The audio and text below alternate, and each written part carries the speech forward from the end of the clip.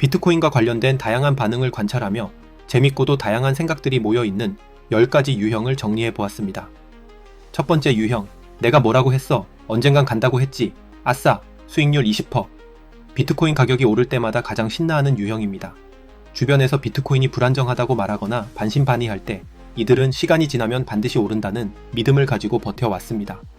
그 결과 비트코인이 오르면 자신이 정답을 알았다는 확신에 차서 스스로를 인정하게 되죠. 이들 중 다수는 여러 투자 커뮤니티나 소셜미디어에서 자신의 경험담을 공유하면서 내가 예전에 뭐라고 했어? 결국 오른다 했잖아! 라고 자랑스러워합니다. 한편으로는 비트코인을 일찍 선택했던 자신을 남들보다 앞서가는 선견지명이 있는 사람으로 여기며 만족감을 느낍니다. 주변 사람들에게 비트코인의 상승이 자신의 투자 판단이 옳았음을 증명해 주는 것처럼 여기는 모습이 종종 보입니다.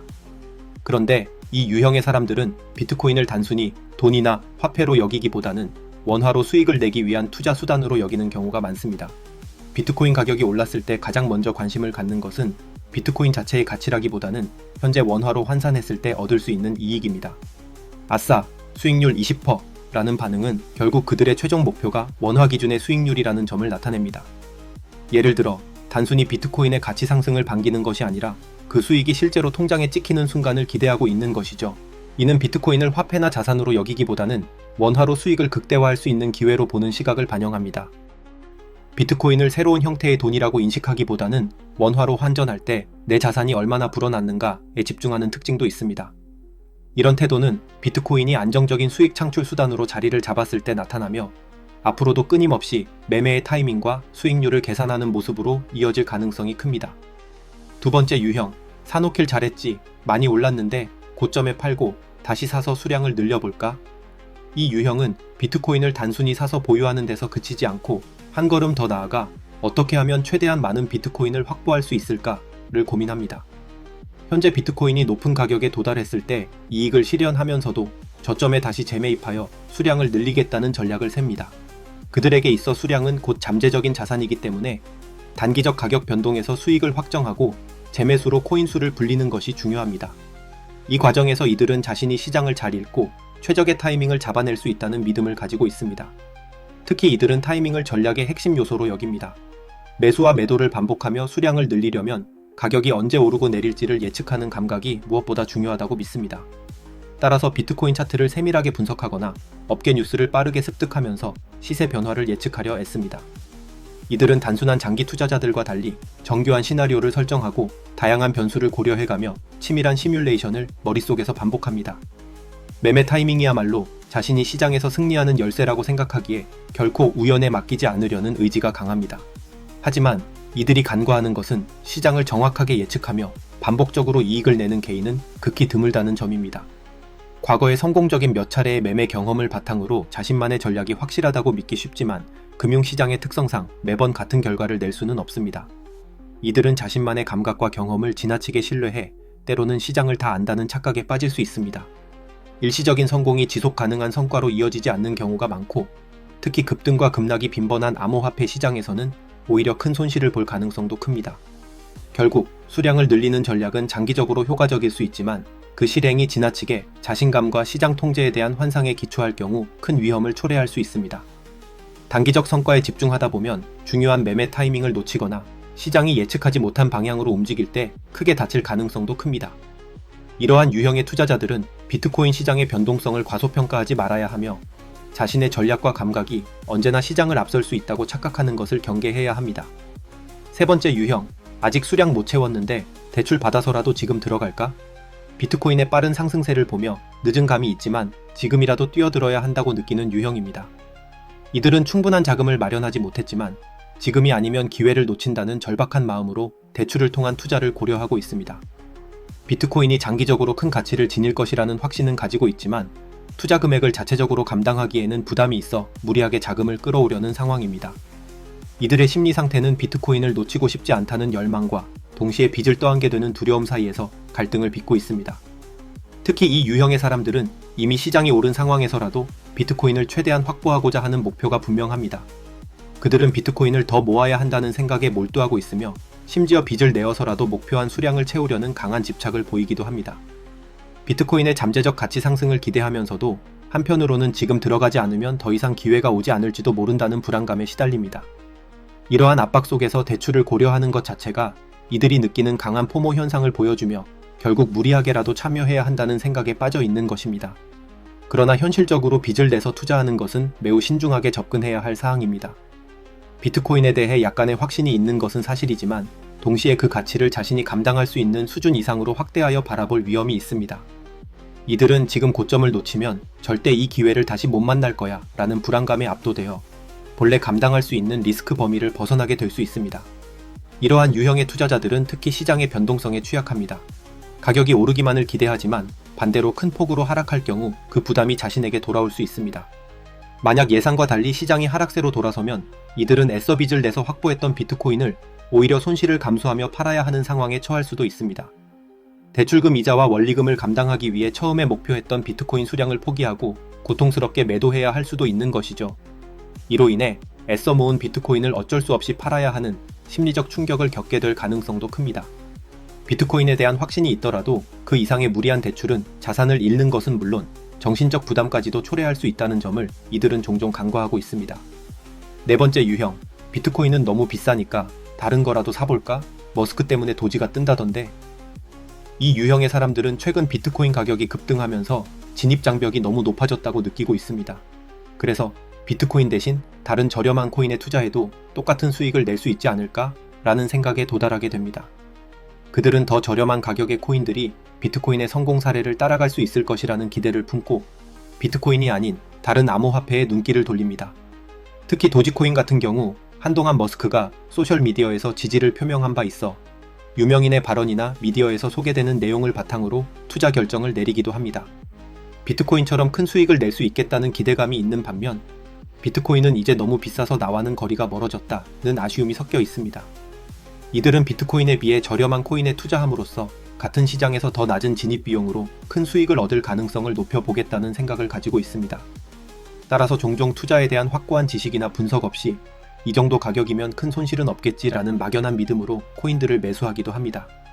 머스크 같은 유명 인사의 발언을 큰 기준점으로 삼는 것도 이들에게 흔히 나타나는 특징입니다. 이러한 경향은 대개 비트코인 시장에 대한 깊은 이해가 부족한 경우가 많아 그저 유명 인사나 유행하는 이야기를 따라 결정하는 모습이 자주 관찰됩니다. 그러나 이런 접근 방식에는 매우 큰 리스크가 따릅니다. 투자 경험이 부족하거나 비트코인에 대한 충분한 공부 없이 겉으로 보이는 저렴한 가격만을 보고 매수할 경우 그 자산의 실질적 가치를 판단하지 못하게 되어 똥인지 된장인지 구별하지 못하고 무작정 돈을 쏟아붓게 될 위험이 큽니다. 시장에서 유망해 보였던 코인이 실제로는 단기적 유행에 그쳐 하락세를 타게 되거나 비트코인만큼의 인프라와 안정성을 갖추지 못해 결국 실패할 가능성이 높기 때문입니다. 이들은 단순히 남들도 사니까, 머스크가 지지하니까 와 같은 이유만으로 매수 결정을 내리지만 비트코인이 왜 주목받고 가치를 인정받는지에 대한 기초적인 학습이 부족한 경우가 많습니다. 결국 비트코인과 다른 암호화폐들에 대한 차이를 이해하지 못한 채 무작정 저렴한 코인에 투자하다 보면 큰 손실을 보며 인생 나락에 빠질 수 있습니다. 비트코인이 가진 탈중앙화된 금융 시스템의 본질이나 기술적 기반, 수요와 공급에 대한 개념을 이해하지 않고서는 비슷한 실패를 반복할 수밖에 없습니다. 그러므로 이런 유형의 사람들은 무작정 대안을 찾기보다는 비트코인이 갖는 특성, 기술적 가치, 시장의 원리 등을 제대로 공부하고 나서 투자에 접근하는 것이 반드시 필요합니다. 다섯 번째 유형, 코인은 도박 이상도 이하도 아닌 물거품 같은 거라니까 내 말이 맞아야 해. 이 유형의 사람들은 비트코인에 대해 본질적인 불신을 갖고 있습니다. 비트코인이 잠깐 주목받고 오를 수는 있지만 이는 단지 투기적 열풍의 일환일 뿐이며 결국 터질 거품이라 확신합니다. 그들은 비트코인은 결코 안정적인 자산이 될 수 없고 결국 아무도 기억하지 않을 사라질 자산이라는 생각을 가지고 있습니다. 비트코인이 폭락하거나 큰 하락을 보일 때마다 봐라, 내 말이 맞지 않느냐 라는 식으로 자신의 판단이 옳았음을 주장하며 자부심을 느낍니다. 이러한 확신 속에서 비트코인에 대한 경고를 내놓고 그 예측이 실현되기를 내심 바라기도 합니다. 이들은 세상의 변화와 비트코인이 가져올 가능성 있는 변혁을 애써 외면합니다. 전통적인 금융 시스템이 유일하게 안전한 체제라 여기며 비트코인이 금융시장에 긍정적인 영향을 미칠 가능성을 무시합니다. 비트코인을 혁신적인 자산으로 바라보기보다는 일시적인 유행으로 치부하고 무모한 투기 정도로 간주합니다. 이처럼 세상 변화를 인정하지 않고 기존 방식이 최선이라고 믿으며 변화나 새로운 기술을 수용하지 않으려는 성향이 강하게 나타납니다. 이는 낯선 자산에 대한 거부감과 기존 금융 시스템에 대한 맹신에서 비롯된 고집스러운 태도로 이어지곤 합니다. 이들은 보수적인 태도로 인해 실제로 투자나 자산 성장을 위한 새로운 기회를 놓칠 가능성이 큽니다. 비트코인을 한낱 물거품이라 여기고 경계심을 높이지만 그 과정에서 자산을 늘릴 수 있는 기회 역시 외면하게 됩니다. 이들은 주로 기존 금융 시스템에서 예적금이나 주식 같은 전통 자산에 의존하면서 비트코인 같은 새로운 투자 영역은 과감히 피하는데, 이는 결과적으로 장기적인 자산 성장을 방해하는 주요 원인이 됩니다. 비트코인의 지속적인 성장과 채택이 이루어지더라도 결국 폭락할 것이라며 끝까지 자기 생각을 고수하며 다른 사람들이 비트코인을 통해 성과를 거두어도 이를 외면합니다. 만약 비트코인이 주류 경제에 편입되고 새로운 금융 표준의 일부가 된다 해도 이들은 끝까지 이를 인정하지 않을 가능성이 큽니다. 세상의 흐름을 따르지 않고 자신만의 고집을 굽히지 않기 때문에 결국 자산을 불릴 수 있는 기회를 얻지 못하고 변화하는 금융 환경 속에서 뒤처질 위험이 있습니다. 사회와 경제가 변해도 나는 처음부터 비트코인 같은 건 믿지 않았어 라는 고집을 유지하다 변화에 적응하지 못한 채 경제적 어려움을 겪으며 노후를 맞이하게 될 가능성이 큽니다. 6번째 유형, 죽을 때까지 난 안 팔 거야. 비트코인은 신이라니까. 여기 봐봐. 내 거래소의 비트코인 수익률. 이 유형의 사람들은 비트코인에 대한 확고한 신념을 지닌 비트코인 전사들로 비트코인을 단순히 투자 수단 이상의 무엇, 곧 미래의 희망이나 철학으로 여깁니다. 그들에게 비트코인은 기존 금융 시스템을 탈피하고 새로운 경제적 자유를 상징하는 혁신적 자산이며 수익률이 높든 낮든 상관없이 그 자체로 가치가 있습니다. 비트코인의 가격이 하락할 때도 흔들리지 않으며 오히려 매수 기회로 삼아 가격이 오르건 말건 난 절대 팔지 않아 라고 단호히 말합니다. 이들의 목표는 오직 하나, 비트코인을 가능한 한 오랜 기간 보유하는 것, 그리고 언젠가는 그 가치가 천문학적으로 상승해 모든 것을 바꿀 자산으로 성장할 거라 믿는 것입니다. 흥미로운 점은 이들이 비트코인에 대한 깊은 애정과 신념을 표출하면서도 정작 그 비트코인을 거래소에 두고 있는 경우가 많다는 점입니다. 이들은 자신의 거래소 계정에 표시된 비트코인 수익률을 자랑하며 비트코인이 오를 때마다 가즈아를 외치지만 실제로는 거래소에 보관된 상태로 그저 수익률만을 확인하는데 그치는 경우가 많습니다. 비트코인이 진정한 탈중앙화된 자산으로서 의미를 가지려면 셀프 커스터디, 즉 개인 지갑에 보관해야 한다는 원칙을 이해하지 못한 채 거래소에 맡긴 비트코인을 안전자산이라 믿는 것입니다. 아이러니하게도 이는 그들이 그토록 강조하는 비트코인의 본질적인 가치를 온전히 이해하지 못한 것이라 볼 수 있습니다. 이처럼 비트코인의 가치를 깊이 믿지만 실제로 비트코인의 본질적인 속성에 대한 이해는 부족한 경우가 많아 이들을 설득하기는 쉽지 않습니다. 비트코인은 내 것이며 오직 나만이 통제할 수 있어야 한다는 셀프 커스터디의 개념이 비트코인 철학의 핵심 중 하나임에도 불구하고 이들은 정작 거래소를 통해 비트코인 보유 여부를 확인하고 만족하는 모습입니다. 이는 마치 현금 보유를 강조하면서도 은행에 모든 자산을 맡겨놓고 만족하는 것과 다름없는 상황인데, 이들은 자신이 비트코인을 충분히 이해하고 있다고 자부하기 때문에 지갑 관리의 중요성을 설득하기 어려운 편입니다. 결국 이러한 유형의 사람들은 비트코인이 가진 자유와 자산 통제의 의미를 깊이 파고들기보다는 그저 가격 상승에 흥분에 취해 있는 경우가 많습니다. 거래소를 믿고 나는 비트코인을 오래 보유할 거야 라고 확신하지만 정작 거래소가 중앙화된 기관임을 간과하며 비트코인이 가진 탈중앙화의 철학적 의의는 놓치고 있는 셈입니다. 비트코인이 진정한 금융 자율성을 추구한다는 것을 이해하지 못하고 거래소의 수익률에만 몰두하다 보면 정작 중요한 순간에 자산을 온전히 보호하지 못하는 상황에 처할 가능성도 있다는 점을 이들은 쉽게 인식하지 못합니다. 7번째 유형, 제가 잘 몰라서 그러는데 지금이라도 들어갈까요? 고수님들 조언 좀. 스스로 결정을 내리지 못하는 유형입니다. 비트코인의 상승세가 눈에 들어오긴 하지만 리스크나 변동성에 대한 두려움 때문에 쉽게 발을 들이지 못하고 대신 온라인 커뮤니티나 전문가 의견에 의존해 상황을 판단하려 합니다. 지금 사야 할까? 조금 더 기다려야 할까? 와 같은 고민이 머릿속을 떠나지 않으며 결국 본인의 생각보다는 주변의 조언에 따라 행동할 때가 많습니다. 이들은 비트코인 투자에 관해 질문하고 다른 사람의 의견을 찾으며 마음을 다잡지만 항상 따라 투자를 한다고 해서 성공이 보장되는 것은 아니기에 고민은 깊어질 수밖에 없습니다. 이들은 마치 자신의 뇌를 다른 사람에게 아웃소싱 맡긴 것처럼 행동하며 자신의 판단보다는 다른 사람의 의견에 크게 좌우됩니다. 스스로 시장을 분석하거나 결정을 내리기보다는 누군가의 추천이나 조언을 바탕으로 결정을 내리고 그에 대한 결과 역시 책임지기 어려워합니다. 따라서 고수님들 조언 좀 부탁드립니다 라는 말이 이들의 상징과도 같은데, 이는 자신이 독립적으로 판단하고 책임을 지는 대신 누군가에게 결정을 떠넘기려는 성향이 깔려있는 경우가 많습니다. 이러한 유형은 자신만의 투자 철학을 세우기보다는 계속해서 타인의 판단에 기댄 채 스스로의 뚝심을 가지기 어려워하는 모습입니다.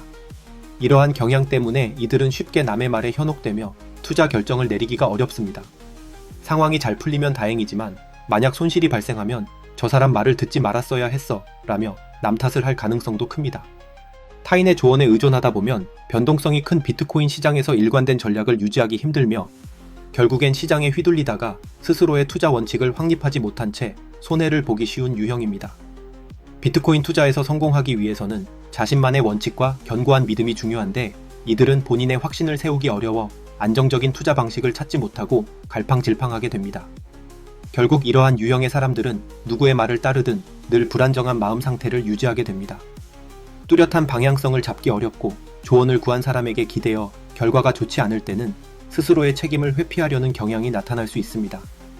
따라서 이들은 다른 사람의 말을 의지하기보다는 스스로 공부하고 판단해 자신만의 기준을 세워야 시장의 변동성에도 흔들리지 않고 장기적으로 자신의 결정을 책임질 수 있게 됩니다. 8번째 유형, 코인이나 선물이나 그게 그거니까 타이밍 잘 보고 팔아서 돈 좀 벌면 되는 거 아니냐. 이 유형의 사람들은 비트코인을 특별히 다른 자산으로 보지 않습니다. 그들에게 비트코인은 주식, 선물 혹은 다른 금융자산들과 마찬가지로 매매 타이밍을 맞추기 위한 도구에 불과합니다. 투자라기보다는 트레이딩의 일환으로 접근하며 수익은 그저 타이밍과 매매 전략에 달려 있다고 믿습니다. 이들은 비트코인에 어떤 철학적 가치나 미래 비전을 부여하지 않으며 오직 시장의 흐름에 따라 이익을 극대화할 수 있는 기회를 찾습니다. 당위 수익을 목표로 한 이들은 비트코인의 급등과 급락을 자연스러운 변동성의 일부로 받아들이며 특별히 감정적으로 개입하지 않고 거래를 진행하는 쿨한 스타일입니다. 이들은 전형적인 트레이더의 사고방식을 지니고 있어 자산의 종류보다 시장의 타이밍이 훨씬 중요하다고 여깁니다. 오늘 비트코인에 진입했다면 내일은 이더리움으로 또 그 다음 날은 주식이나 선물로 시선을 옮기며 단기적인 매매 전략을 반복합니다. 중요한 것은 자산의 이름이나 성격이 아니라 매수와 매도 시점이 수익을 낼 수 있는지 여부일 뿐입니다. 그들이 강조하는 핵심은 타이밍으로 비트코인이건 다른 자산이건 간에 특정 자산에 집착하지 않고 시장 흐름에 따라 움직이는 것을 가장 중요하게 생각합니다. 이 유형은 비트코인을 단지 하나의 수단으로 보고 있어 비트코인의 장기적 가치나 철학에 대해 이야기하는 사람들과는 접점이 없습니다. 이런 유형에게 비트코인의 탈중앙화 개념이나 미래 비전에 대해 설명하는 것은 큰 의미가 없습니다. 결국 비트코인이건 아니건 상관없이 수익을 낼 수 있으면 그것이 최고의 자산이라는 생각이기에 비트코인을 특별히 신성시하거나 미래 가치에 대해 고민하는 다른 유형의 사람들과는 관심사나 사고방식이 크게 다릅니다. 이들에게는 비트코인이 본질적으로 무엇인지 장기적 가치를 따지기보다는 단기적인 가격 변동에만 주목하기 때문에 굳이 비트코인의 철학적 가치를 이야기할 필요가 없습니다. 그들이 원하는 것은 비트코인이든 어떤 자산이든 간에 매수와 매도 사이의 수익이기에 이런 사람들을 굳이 설득하려 할 필요가 없습니다. 그들에게 중요한 것은 비트코인이 아니라 단기적으로 돈을 벌 수 있는 기회이며 이는 다른 자산에서도 쉽게 찾을 수 있다고 믿습니다. 9번째 유형, 변동성 너무 크니까 무섭네. 역시 마음 편안한 예적금이 최고야. 이 유형은 비트코인이나 암호화폐의 높은 변동성을 감당하기 어려워합니다. 빠르게 오르고 내리는 시장 흐름에 불안감을 느끼며 변동성이 낮고 안정적인 자산만을 선호하는 성향을 보입니다. 이들에게는 한 번에 큰 수익을 얻기보다는 매일 시세에 신경 쓰지 않아도 되는 편안함이 더 중요합니다. 따라서 주로 은행 예적금이나 적립식 저축 상품에 투자하며 이자를 조금씩 모으는 방식을 선택해 마음의 평화를 유지합니다. 천천히, 확실하게가 이들의 투자 철학입니다.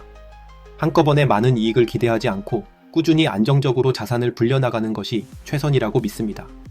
이들은 변동성이라는 변화에 민첩하게 대응하기보다는 익숙한 현실에 안주하려는 경향이 강합니다. 급격하게 변화하는 시장 환경에 쉽게 적응하지 못하고 오히려 안정적이지만 낮은 수익률을 선택함으로써 리스크를 피하려 합니다. 이는 한편으로는 현상 유지에 대한 고집에서 비롯되기도 하지만 한편으로는 인플레이션이 자산에 미치는 영향에 대한 이해 부족에서 비롯됩니다. 경제 전반에 걸쳐 물가가 꾸준히 오르고 은행의 저금리 상품으로는 자산의 실질 가치가 감소할 수 있다는 사실을 충분히 알지 못한 채 그래도 안정적인 게 최고야 라는 생각에 빠져 있는 것입니다. 특히 이들은 인플레이션의 영향력과 그 배경에 대해 깊이 이해하지 못하는 경우가 많습니다. 법정화폐의 구매력이 시간이 지남에 따라 감소하고 중앙은행의 통화 발행으로 인해 가치가 희석될 수 있다는 사실을 간과하며 이 과정에서 자신의 자산이 서서히 줄어드는 상황을 인식하지 못합니다. 경제가 끊임없이 변화하는 속에서도 자신이 보유한 자산이 실질적으로 녹아내리고 있다는 현실에 눈을 감고 있는 셈입니다. 결국 이들은 자산을 지키고 있다는 생각 속에서 자신의 돈이 서서히 줄어드는 사실을 자각하지 못하는 경우가 많습니다. 경제의 흐름에 따른 자산의 가치 변화, 그리고 장기적인 자산 성장에 대한 고민을 하지 않기 때문에 실질적으로 자산이 녹아내리는 위험에 처할 가능성이 큽니다. 세상의 변화에 반응하지 않고 예적금에만 머물며 마음의 평화를 찾는 이들은 결국 인플레이션과 자산 가치 하락에 취약할 수밖에 없는 다소 안일한 태도를 지니고 있는 것입니다. 10번째 유형, 그러거나 말거나 어떻게 원화를 더 벌어볼까? 이 유형의 사람들은 비트코인 가격이 오르든 내리든 크게 개의치 않습니다. 암호화폐 시장의 화려한 뉴스나 상승과 하락의 소용돌이에 휩쓸리지 않고 본인의 일상과 생활에 집중하며 당장 현금화할 수 있는 수입원을 확보하는 데 더 관심이 많습니다. 그들에게 중요한 것은 비트코인의 단기적 수익률이나 투자 유행이 아니라 자신이 지속적으로 벌어들일 수 있는 안정적인 소득원입니다. 일상에서 꾸준히 원화 기반 소득을 늘리고 이를 통해 자산을 차근차근 쌓아가는 현실적이고 실리적인 마인드가 특징입니다. 이들은 사실 비트코인의 본질을 깊이 이해하고 있습니다. 단기적인 시세 변동에 일희일비하지 않고 오히려 이를 통해 원화를 벌어들여 그 원화로 비트코인 수량을 늘리는 것이 장기적으로 유리하다는 점을 깨달은 사람들이죠. 비트코인을 단순히 투자 대상으로 보기보다는 일종의 가치 저장 수단으로 여기며 경제적 자유를 위해 비트코인이라는 자산을 장기적으로 축적하려는 목표를 가지고 있습니다. 시장의 변동성에 연연하지 않고 긴 시계열의 관점에서 비트코인을 점진적으로 모아가며 꾸준히 호들, 장기 보유하는 전략을 취하는 것입니다. 그들은 비트코인의 가격이 아무리 요동쳐도 매매 타이밍을 맞추려는 시도를 하지 않으며 오히려 본업에 집중하면서 소득을 늘리는 것이 궁극적으로 비트코인 보유량을 늘리는 최선의 방법임을 잘 알고 있습니다. 이러한 긴 호흡을 지닌 전략은 비트코인 시장의 단기적 소음에 귀를 기울이지 않고 안정적으로 자산을 축적할 수 있게 해줍니다. 비트코인의 가치를 인정하면서도 매매에 급급하지 않기 때문에 변동성 속에서도 흔들리지 않는 뚝심을 발휘합니다. 이 유형의 사람들은 현금 흐름과 장기적인 자산 축적을 모두 고려한 성숙한 투자 방식을 택합니다. 일시적인 유행이나 당위 수익에 몰두하기보다 꾸준히 벌고 오래 모아 큰 성과를 이루겠다는 점에서 매우 실리적인 태도를 보입니다. 여러분은 어떤 유형인가요? 그리고 어떤 유형으로 비트코인과 함께 살아가야 할까요?